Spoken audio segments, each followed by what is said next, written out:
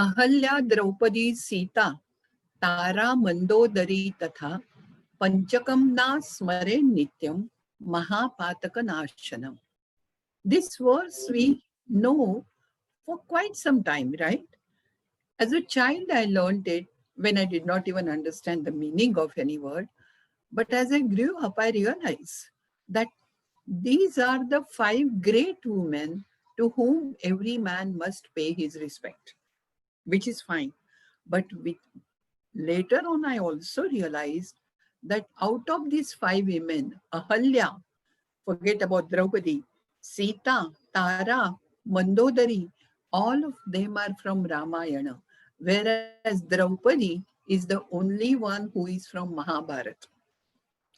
And this struck me, I said, okay. So, according to whosoever composed this verse, Draupadi is the only person from Mahabharata who is worth paying respect to. This was, I think, my first introduction to Draupadi. And then, of course, you keep reading, you keep watching, you keep listening to that. And then Draupadi starts taking a figure, a form in front of your eye of imagination, I would say. Everybody's Draupadi is different. My Draupadi, today I would like to put her in front of you. Once I had asked people when I was talking to them that who is the hero, Nayaka of Mahabharata? If I ask this question about Ramayana, it is so clear, people go on saying, oh, it was Rama. There is absolutely not a drop of doubt in their mind. But when it comes to Mahabharata, people don't know. Do you know? Can you name one person as the Nayaka of Mahabharata? See, somebody might say Krishna, but no, Krishna comes only, his entry in the Mahabharata theme is only at the time of Draupadi's Swayamvara. So he can't be the Nayaka. Yudhishthira, except for the fact that he was the eldest of the five brothers, there is nothing that he has done to prove that he will be the Nayaka. Then Arjuna maybe, but he also was, a great archer. He won Draupadi in the Swayamvara and all that. But apart from that, he hasn't done much.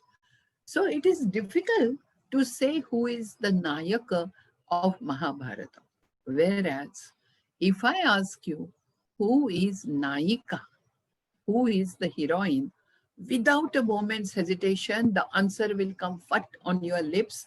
It is Draupadi. And that is why the topic for today's talk is not only Draupadi, but Mahanayika Draupadi. I have used the word Maha in, of course, double sense. First of all, she is the Naika of Mahabharata. And secondly, she herself is a great woman, Mahan. She is great, and therefore she is called Mahanaika. The other day when we talked about Satyavati, I told you that I am referring to only the critical edition prepared by Bhandarkar Institute. Even today it stands, and whatever I say is only from the critical edition. I'm not going to refer to any such books, which are novels and stories and plays and whatnot on Mahabharata, very popular even today, but I won't refer to that. And I want to present Draupadi as is depicted by Vyasa 2000 years back. And remember, she is historical figure. It is history that Draupadi was there. And then Mahabharata is just an epic or a story formed on that history. The first time we come across Draupadi, I mean the entry of Draupadi, you know when it is? At the time of her birth. And it's such a funny story. I mean, We have to be practical. We have to be open-minded. And before I start, let me tell you one thing. I'm not here to hurt anybody's religious feelings or cultural feelings or anything. I am just putting forth what I have read from Vyasa's text. The story everybody knows that Drupada performed the yajna, and from that yajna came Draupadi. Actually, it wasn't only Draupadi. Drishtadyumna was the son who came from the fire, and Draupadi came from, the text tells you, Vedi Madhyat Samuthita. She came from Vedi, and Vedi is not fire. Vedi is a ground mound, on which some material which is required for the yajna is properly arranged. So Vedi Madhyat Samuthita. First of all, why did Drupada perform this yajna? Drupada and Drona, who is Dronacharya later on, they were very close friends. Something happened and then there was enmity. And so Drupada wanted a son who will take revenge and kill Drona. And therefore he performed this yajna. Now just imagine, Drishtadyumna and Draupadi both have come from a yajna, or as a result of a yajna which was performed to take revenge. And believe me, no relationship, no individuality stays stable and strong if it is based on some such feelings like uh, compassion or revenge. No, this doesn't work. And therefore, we have to keep this in mind. Drishtadyumna and Draupadi, I have talked about the twins in Mahabharata. This is one more evidence, one more example, which tells you how there were many twins and they are always fraternal, that is, they are not identical. And one is a boy, other is a girl. The only exception is Nakula Sahadeva. So Draupadi was born that way, and at the same time, there was Akashavani, which means somebody predicted, somebody not exactly from the air, but some priest who was there, he predicted that, oh, she is going to be the cause of Holocaust of Kshatriyas. He's probably, he has a vision or something of the Mahabharata war where thousands and thousands of soldiers and warriors died on the field. So he said that. Now just imagine, her birth has come out of revenge. This is the prediction she has got. And Drishtadyumna, he is born to take revenge on Drona. What kind of birth and what kind of happiness there will be. But Drupada is happy because his purpose is served. He has a son who is going to kill Drona.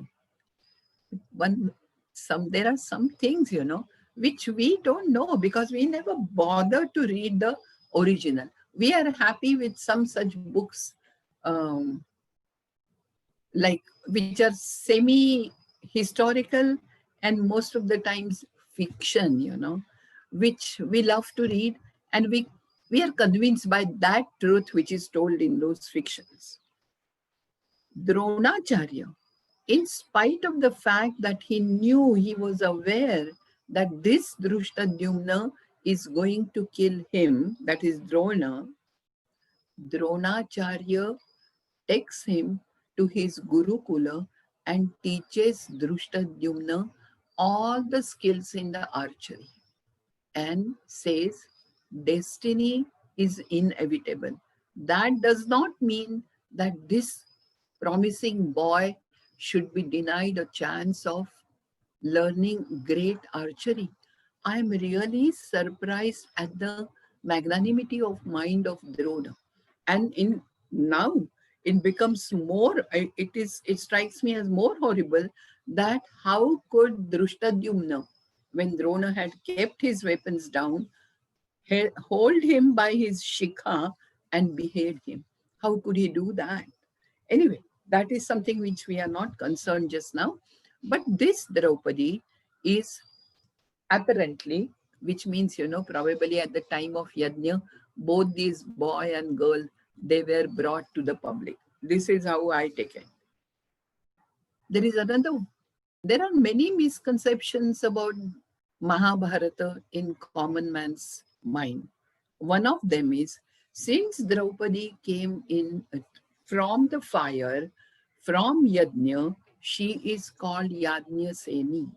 In fact, I know there is a big novel, and as a novel, it's a beautiful piece of literature which is named, titled as Yajna, and it is written about Draupadi. But this is not true. Mahabharata tells you that Yajna was another name for Drupada. And just as from Drupada, or rather because of Drupada, she was called Draupadi, it is because of his other name, Yajna that she is called Yajna. So just imagine how these small things we are not aware of, and therefore we judge the people in a very different way. So now, Draupadi, let's assume that she's there and she's a grown up girl by now, right? And next thing we know about her is is her Swayamvara. Swayamvarati. She chooses her husband for herself. I love this because, as I have said earlier, this shows the freedom given to young girls and maidens. So we all know the story, right? I won't go into that Matsya Yantra stuff, and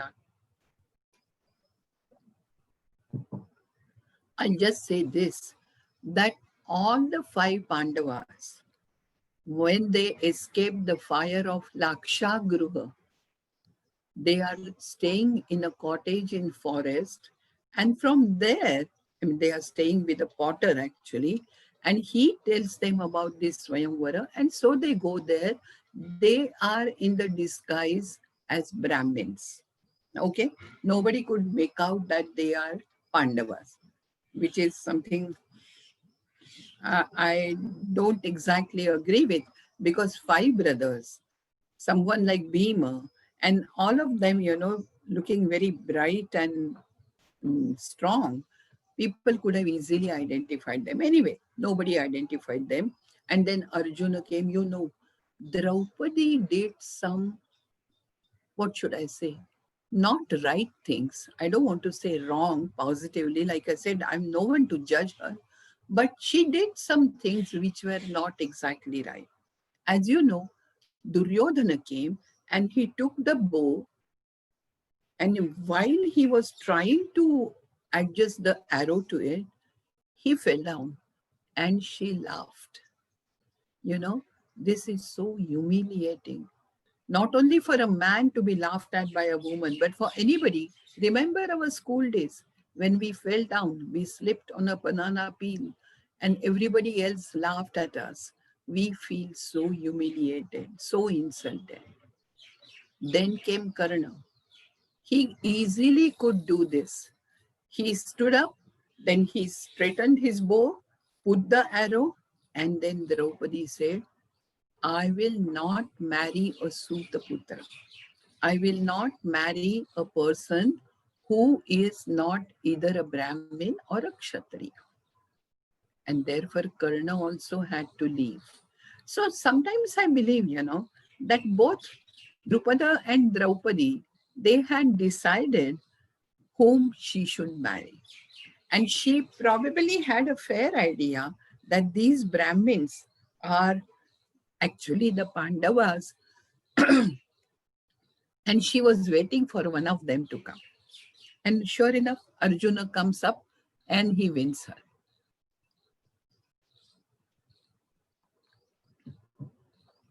Drupada is happy and he goes, these five Pandavas go to their forest cottage.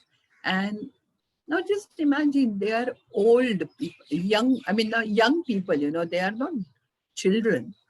And they tell their mother, oh, mother, see what we have got. And this is there in critical edition also.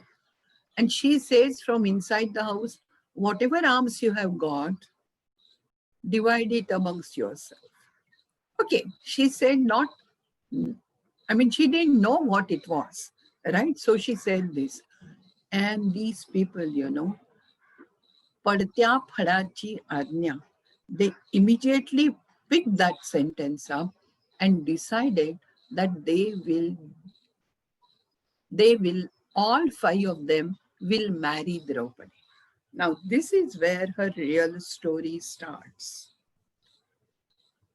Nobody asked Draupadi whether she was willing to do that, whether she was ready for polyandry. Polygamy is one husband and many wives, which was very common, but polyandry is something where wife is one and many husbands are there for her. Nobody asked her.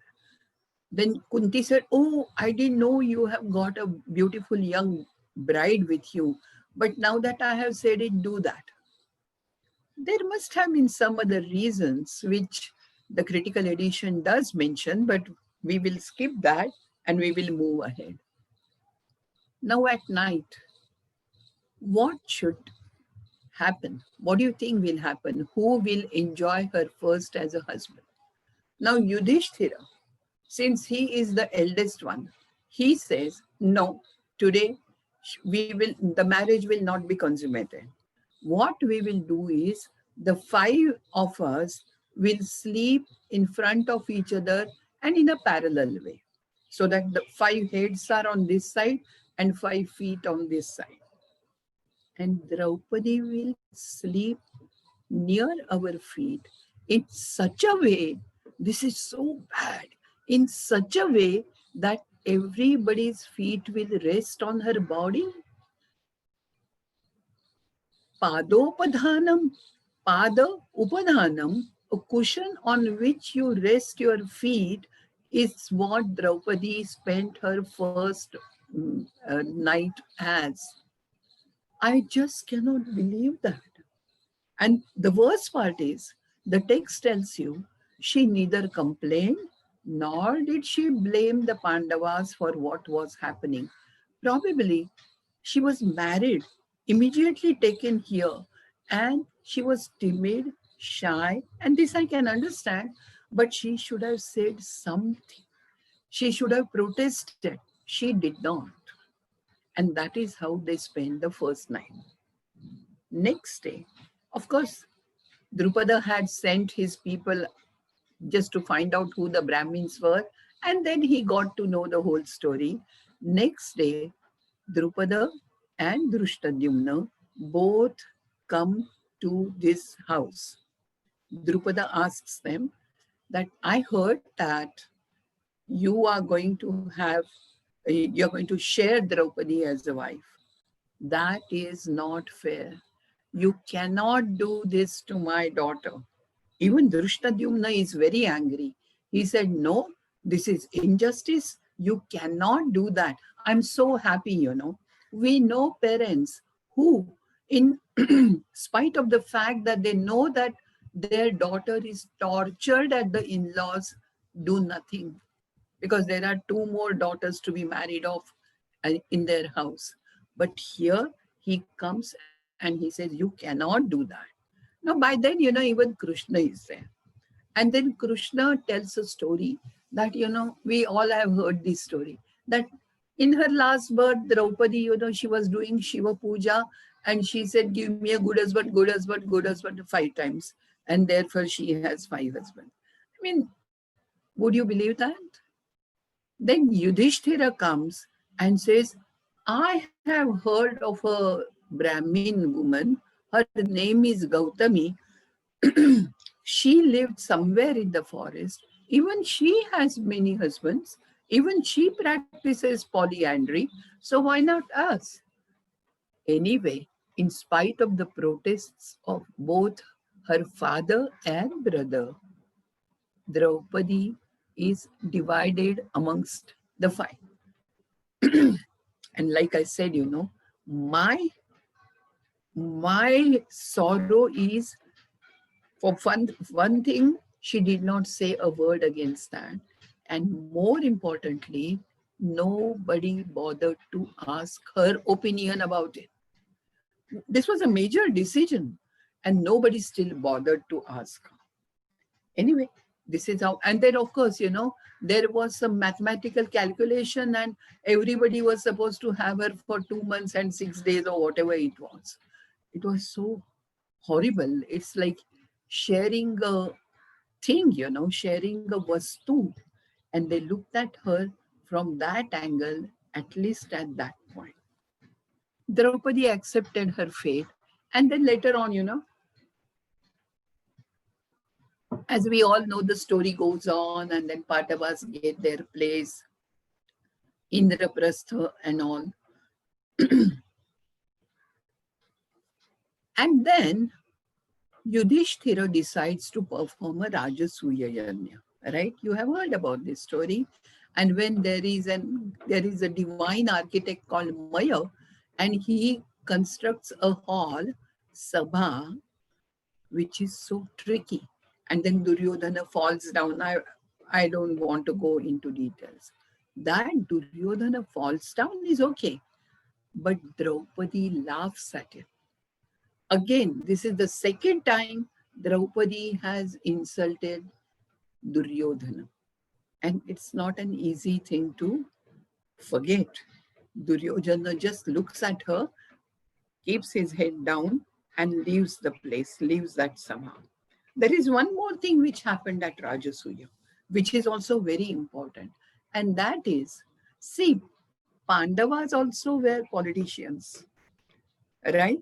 And what Yudhishthira had done was, he had invited all these important Kauravas, I would say, not all, like Krupacharya, Duryodhana, Dushasana, and given them some jobs, some tasks to be performed at the time of Yajna. Like Krupacharya, I think, was looking after the food and beverage and all such things. And what was Duryodhana doing? Duryodhana, on purpose, was made to sit next to Yudhishthira, and whenever the kings come and respect him, and they bring some treasure for him, jewels, gold, money, wonderful clothes, and horses, and whatnot, Yudhishthira had asked Duryodhana to receive them and to enlist them. Now, just see, this was done to kind of show him that, okay, you gave us Indraprastha, you gave us Khandavavana, but still see what we have done and see our achievement. Duryodhana naturally got jealous. And with these two things in mind, that the jealousy for Yudhishthira's wealth and the way Draupadi had derided him, had not blamed, had teased him, laughed at him, with these two sorrows in his mind, this one, Duryodhana, came back to Hastinapur. And his only thought now, by the way, there is one very good English book called Palace of Illusions about Mayasabha, and it looks at Draupadi from a different angle. Since it's one of the good English books, I would recommend that. His only worry and thought is how to win back all that wealth which Yudhishthira has received. And he asks his mama, maternal uncle Shakuni, how should I do that? Shakuni says, no problem. This Yudhishthira is fond of dice game, Dyuta, but doesn't know how to play that. So invite him for that. And when he comes there, you can just win back almost half of that wealth. So don't worry. And then, of course, Yudhishthira comes. We know what happens during that Dyuta. That is not important. The important thing is that the intention behind playing Dyuta was to win the wealth which Yudhishthira had. Okay. Now, when Yudhishthira like, I don't know, he just lost all his greatness or wisdom, and he put his brother on stake when he lost everything. When Nakula was gone, then Sahadeva, Arjuna, Bhima, and then he put on stake himself. Nobody had expected that. In fact, first time when he says that Nakula should be put on stake, everybody, the entire Sabha was shocked. In Mahabharata, the second Parvan is called Sabha Parva. And Sabha is not cold, at least not here. Sabha is Dyutashala. In this way, in this meaning, the word is used even in Rigveda. So there we only have the description of Dyutashala. And the elders, there were elders like Dhritarashtra was there, Krupacharya, Dronacharya, and forget about all of them, there was Bhishma. But even he did not say a word when all this happened. They were sweating. I mean, this is what the description says. They were sweating, they were crying, but nobody dared to stop Duryodhana. Yudhishthira from doing what he did. And then Shakuni, Karna, Duryodhana, and Dushasana. These four were the main Kauravas. And then it was Karna, I think, who said, "Oh, now the only one remaining is your dear wife. Why don't you put her on stake?" He was just kind of instigating Yudhishthira, and Yudhishthira fell prey to that. He said, "Okay, I can do that." Poor Draupadi, we know this story. She was Rajaswala in her menstruation cycle, and she was wearing Ekavastra. She was wearing only one garment, and she was sitting in another room. A servant was sent to her, and he told her that this is what has happened, and you are supposed to come there to the Sama. Draupadi says, now just imagine, she is Rajaswala. At the same time, she is the queen of a kingdom, of a state like Indraprastha. And she is in no position to go to the Sabha. But the question she asks is so pertinent. She says to that servant, "Go and ask that king whether he put me on the stake first or himself on the stake first. If he himself was lost first, he has no right, absolutely no right to put me on stake because I cease to be his wife." Poor fellow. He comes and asks this question to, he doesn't ask the question, he informs what Draupadi has said to Duryodhana. People are stunned, you know. I think even Yudhishthira had not thought of such a smart idea. And so everybody was shocked. Still, the elders are keeping quiet, which is very important in this whole story. Then Duryodhana got frustrated. He got upset, annoyed. And he said to Dushasana, "What does she think she is? She is our Dasi now. We have won her. So whatever we say, she must agree. Go and get her." A Rajaswala Stri would always keep her hair loose. She would not tie them. Okay? And therefore her hair was loose. Dushasana went there and she had beautiful hair. He held those hair, held that hair, and grabbed and pulled her to the Sabha. Draupadi had no other way but to agree with that. She came there. And then these people were, like you are asking for maybe uh, 10 rupees or so, and you get 1 crore of rupees, 1 crore of rupees. My reach about money is only that much. I mean, we can't go beyond that. So what will happen to you? You will really get what is called Harsha Vayu. And so these people really were under the influence of some such thing, And they were so happy, so excited that Draupadi, and please remember, when some woman becomes your dasi, she is not there only to do your, to wash your clothes and pots and pans. You can use her for anything. She has to fulfill the needs of that man in every possible way, right? So they are happy that now we got even Draupadi, the same Draupadi who had laughed at us at the time of her Swayamvara. And another rule for a Dasi is, this I'm going in detail because Draupadi, this particular episode in Draupadi's life is very important for us. And then Dasi has no right for Uttariya. Uttariya is something like Odni or Dupatta or Padar, Achal, whatever. So he says, now that you are a Dasi, take out your Uttariya. She couldn't do that because that was the only thing she was wearing, and the same thing was wrapped around her waist as well. So she refused. Now these people got really wild. And again, they decided that they will pull her garment, and purposely using every word very carefully and slowly, because in Mahabharata there are only three verses which talk about the so-called Vastra Harana of Draupadi. You will be shocked, but you can go and check for yourself. And then nowhere is the word Vastra Harana used. Harana is to actually take away. It is called Vastrakarshana. Akarshana is to pull.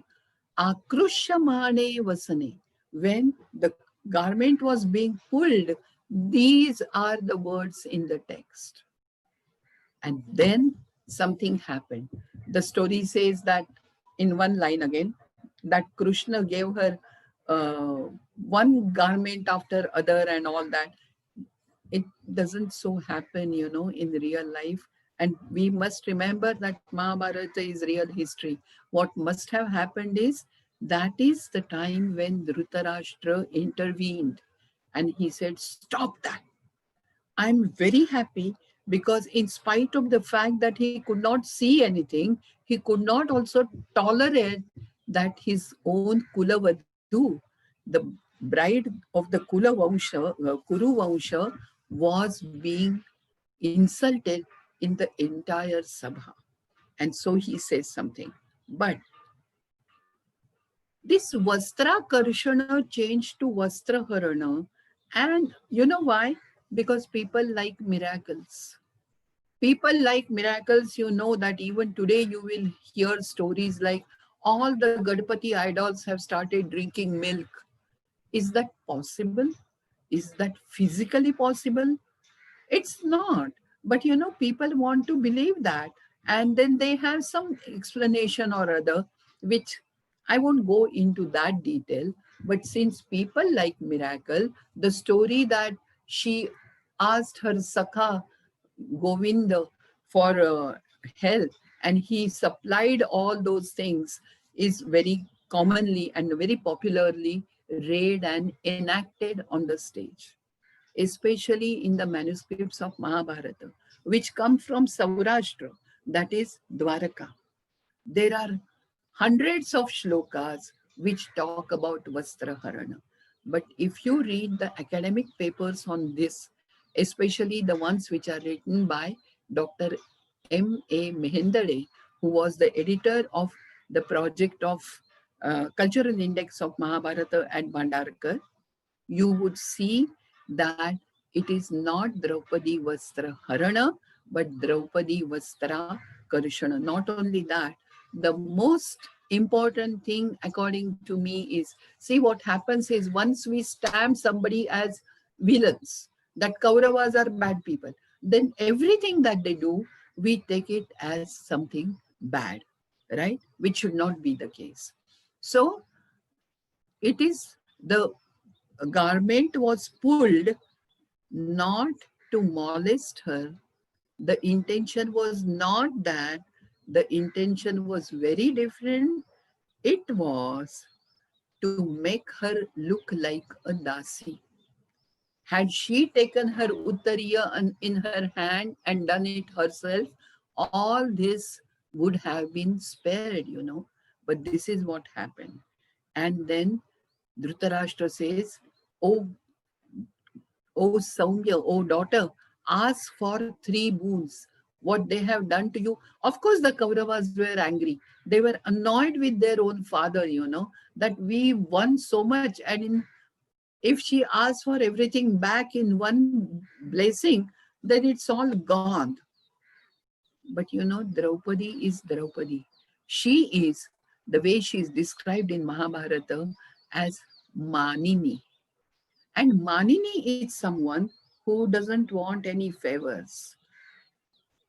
She says, and all the Kauravas, you know, with their fingers crossed, I mean, not fingers crossed, but they are on their alert. Now, what will she ask for? She says, by the first Vara boon, free my husbands.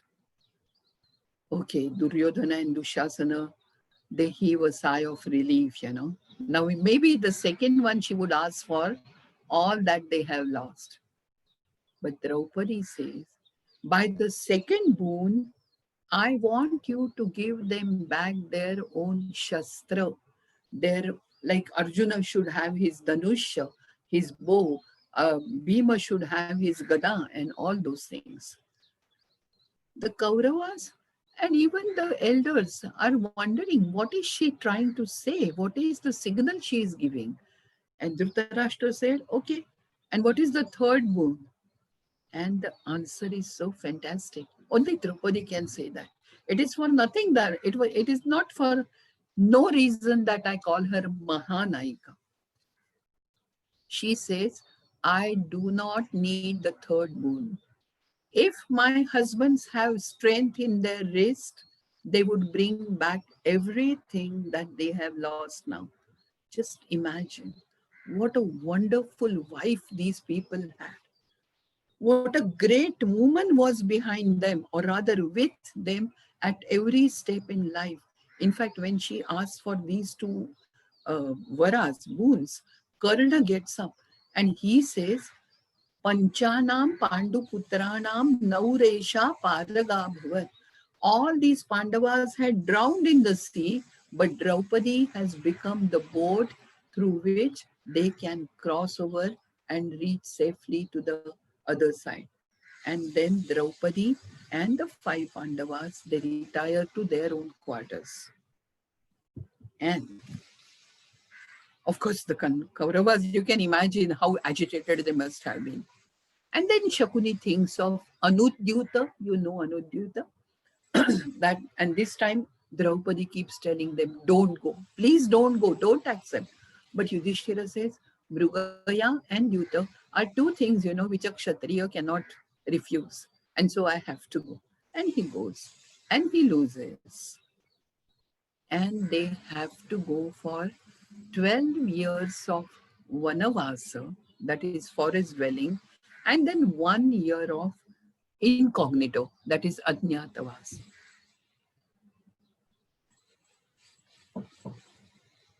Okay, they go. By the way, we have again some misunderstandings about Mahabharata. We think that, oh, they had built some cottages and they were living in a very frugal life, and Draupadi had to cook. She had that thari, that Akshaya Patra and all those things. Nothing of the sort. There were palaces. There were many servants who had accompanied them. Because the condition did not say that you can't take the servants and all. So they led a happy life and they all enjoyed hunting. They went for hunting, they played games and this and that. And again, it was Draupadi who comes up, who stands up, and she fires her husband. She really scolds her husband. I mean, you know, they were doing something like, instead of your own house in the city, you have come to your farmhouse for enjoyment. She doesn't use these words, but she says, are you here to enjoy, or do you want to prepare yourself so that you can, at the end of these 13 years, you can win back what you have lost? And then it is she who allots everything to every one of her husband. She tells Yudhishthira, okay, so you like Dyuta and you don't know how to play Dyuta. Okay, learn, take proper lessons in Dyuta, read books like Dyuta Krida, which are written by Nala, by the way. Then she tells Arjuna, go to Indra and learn that, Dhanurvidya. This Bhima, he's supposed to learn some extra advanced training in Gada Yuddha. And Nakula and Sahadeva, they become veterinary doctors. Nakula is an expert in horses and Sahadeva in cattle, or vice versa maybe. So it is Draupadi who has kept the ambition of her husband's enkindled all her life. Had it not been for Draupadi, Pandavas wouldn't have come back to the throne again, they would never have. And then, they go to Adyatavasa. Even there, poor Draupadi, she has to take a form of Sairandri, we know. And we don't know what the meaning of Sairandri is. The meaning is Kushala Kesha Karmani, a hairdresser. And she becomes a hairdresser to Sudeshana, Virata's wife, and then she spends some time, 1 year there. But even there, Sudeshana's brother, Kichaka, he has desire for Draupadi. We know that story. I mean, I feel sorry for Draupadi, sometimes it's a curse to be very beautiful and very attractive. This is what happened to Draupadi many times. And of course, Bhima killed Kichaka, but Draupadi had to go through all that. And that is why I feel sorry for her. And then later on, I mean, I will skip a lot of things. The time is running short. I know, I'm aware of it. And then comes the Yuddha, the great Mahabharata war. Okay, in the meanwhile, Mahabharata doesn't bother to say when, how, where, and all that. But Draupadi has had 5 sons, one son from each Pandava. Their names are beautiful: Shatanika, Shrutakirti, Sutasoma, and all that. So she has 5 sons who are also fighting as soldiers now, you know that. The last day, when Karna and Arjuna are supposed to fight the next day, on the eve of that day, you know what happens. Everybody realizes from the Pandava camp that if Karna fights Arjuna, it is more than likely that Arjuna will be defeated and probably killed. So Kunti and even Krishna go and convince. In fact, that is the first time Kunti tells him that I am your mother, you are one of us, come to my camp, and which Karna rightfully rejects. But what is worse is, Draupadi is also offered to him as, I don't know, as another added attraction. They say, if you become one of the Pandavas, Draupadi will be your wife. And Karna refuses that too. Karna has very different values, and he says, no, I'm sorry. Duryodhana has always been my friend. I'm loyal to him. And what I feel is, nobody bothered to ask Draupadi whether if Karna comes to our camp, you will be his wife too. Nobody asked her, but she was promised to Karna. Anyway, that apart. And then the war, we know everything. We know what a cruel thing Ashwathama did to Draupadi's sons. He thought that they were the senior Pandavas, but they were actually their sons, and he killed all of them while they were asleep. Such a horrible thing to happen. Actually, in the war itself, there was so much destruction and death, but at least they were fighting on the battlefield. Here, these young boys, I would say, they were killed while they were innocently and happily sleeping because they had won the war. When Draupadi came to know about this, just imagine a mother who has lost all her sons in a matter of one moment, what should be her reaction? She would have fainted, she would have cried, she would have said bad things, this, that. I mean, why did this happen to me, and all those things. Instead, Draupadi, she says, till the person who did this is not brought in front of me, I will not drink even water. So the only idea she has in her head as a first reaction is revenge. Remember, she was born from the yajna, not exactly yajna, but that yajna was performed as a means of revenge. And this revenge remained in her blood all through her life. Anyway, so Ashwatthama comes and then she takes away his money or whatever jewel it was. And then from then onwards, he has a wound which has never healed. It's a funny thing, you know. Everybody has a different approach of looking at everything that happens. I am only a Sanskrit teacher. But one of my students who was a doctor, he said, I think Ashwatthama must be a diabetic person, and that is why the wound never healed. Maybe that is also true. And this is only metaphorically said that Draupadi must have cut him here or something, and then whatever. But Ashwatthama, the only thing she does is take revenge. And then she becomes the queen, the coronated Maharatni of Hastinapur. By then, you know, she has lost her youth, her desire to live, her sons, her kith and kin. And in fact, Yudhishthira asks Vyasa, whom am I supposed to rule over? The oldies, the widows, and the small children? There is not a single youth in my country. Anyway, we will again switch over to Draupadi. So after this, Draupadi kind of goes into, recedes back, as we say, you know, she goes into the background. And then the only reference to her is when we meet her in Swargarohana Parva, that is when all the Pandavas decide to go to Himalaya and accept death as it comes and when it comes. And we know that Draupadi, we know in the sense, you know, it's a guess that she was a young woman, and not young, but she was a delicate woman who was raised as a princess, who worked in who became a coronated queen, and therefore she must have been the first one to drop down. So we don't know how exactly she was born. We don't know how exactly she died. But between these two endpoints, we know what she went through, how she suffered, how she, I really wonder how she tolerated so much grief in her life, you know. It's really, it's really beyond any woman's tolerance level that what she has gone through. And now let us look at Draupadi as a character.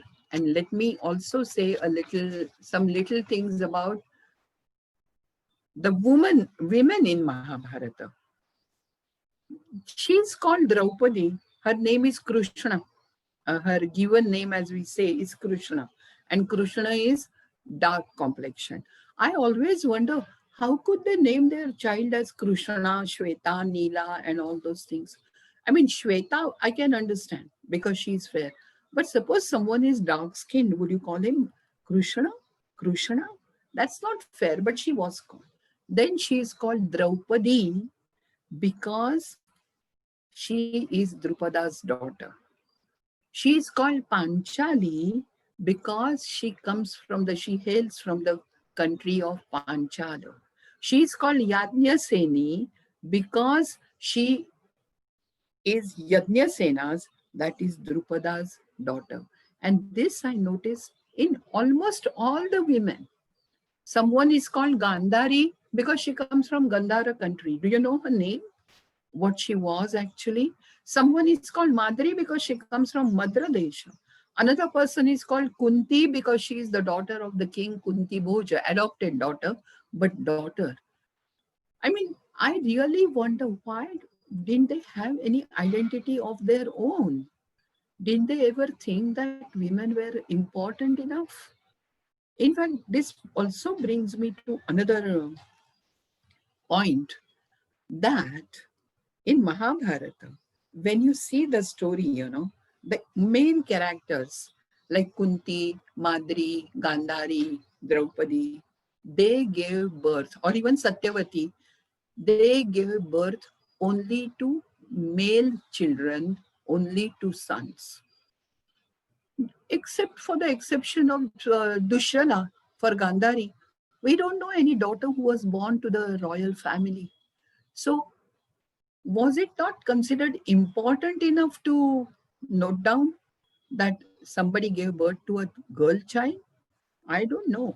I mean, this is not fair, but this is what has happened. But this has happened 2000 years back. Like I said, we are trying to give them social justice from the point of view of our thoughts and our thinking process from 2020, which is not exactly fair, but I just wanted to point it out to you. But I must tell you a story. 10 or 15 years back, one of the central ministers, you would guess who he was, I'll tell the name also because I'm quoting him, Mr. Lalu Yadav, who was a railway minister then, he was being interviewed on a TV program. And the interviewer asked him, "Aapke bachche kitne hain?" And Lalu said, "Do."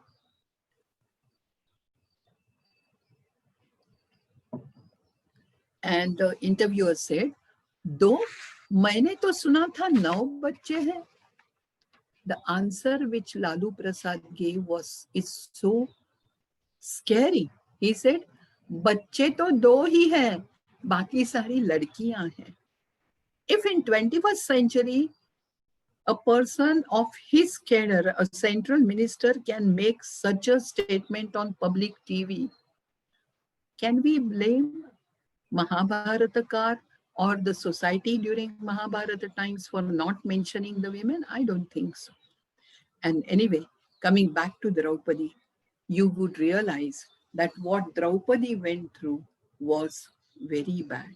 She is called Agni Kanya because she was as bright and as fiery as Agni himself.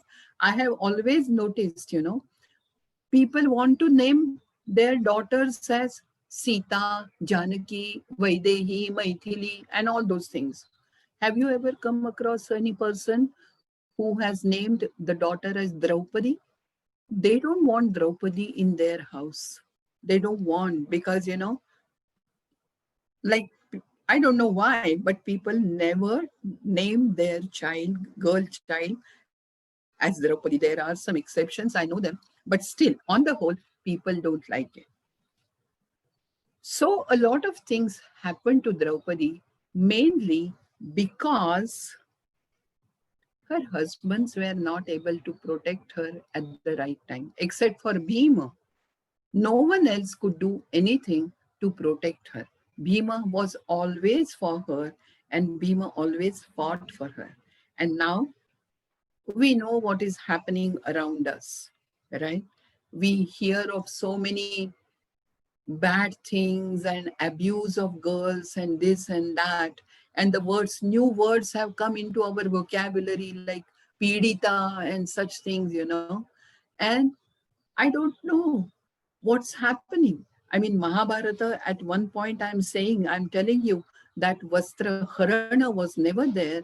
And at the same time, this tendency of uh, abusing a woman in one way or other is going on even today. Very recently, I came across a Hindi poem by one Puru, Puru Mitra Upadhyay. Oh, no, sorry, Pushyamitra Upadhyay. And I have got those 3 lines for you. And after reciting those lines, this will be my tribute, not only to Draupadi, but to all the fascinating women from ancient India and even you all from the future and the present. Please listen to this poem very carefully by Pushyamitra Upadhyay. He says, छोड़ो मेहंदी खड़ग संभालो, छोड़ो मेहंदी खड़ग संभालो, खुद ही अपना चीर बचा लो.